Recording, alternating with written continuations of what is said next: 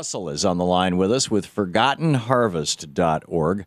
I saw this incredible headline. I believe it was over at Democratic Underground, and although it's been all over the place, and it was just the headline was, "I'm not eating dinner tonight because it's my brother's turn."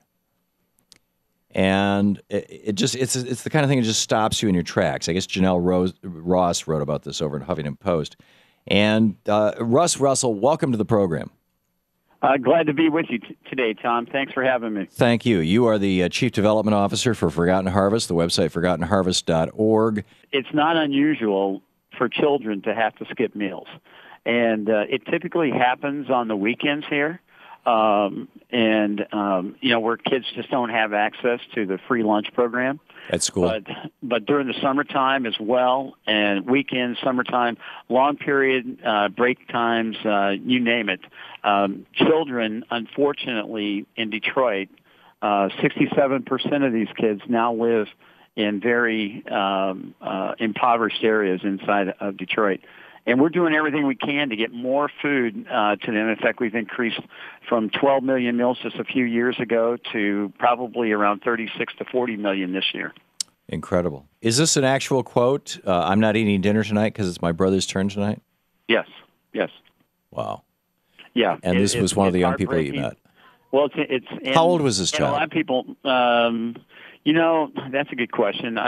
He's under 10, I would say. Yeah. He was a youngster. Now, Lyndon Johnson with the Great Society program cut poverty in half in the United States in a little less than 6 years, and it created the platform on which enormous numbers of people, whether it be poor white people in Appalachia or poor African Americans in inner cities, lifted themselves out of poverty and formed the basis of, in large part, of the establishment of the first generation of African American middle class and middle class coming out of poor areas that had traditionally just been multi-generationally impoverished.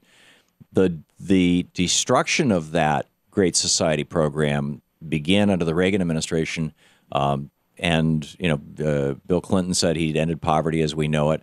All those kind of things sounded really fine when we had a balanced budget and the economy was booming and there were lots and lots of jobs. But isn't the social safety net here not just for structural poverty, but also for the kind of poverty that is cyclical, that comes with a business cycle, it comes with these kind of crashes, and we have now largely shredded that safety net, that social safety net? Well, the one thing, we need to stop vilifying the poor and really focus on poverty. And it sickens me to hear reports and different things, about the food stamps and other things, when there are so many people in need. And in Michigan, to say the least, we lost over 1 million manufacturing jobs. And those jobs, are good. They're good people, hardworking people, but have fell on hard times. And the other statistic here locally that really goes, unnoticed, but 21 or 22% of the population is underemployed. And what that means is that people are working 2 or 3 different jobs part-time.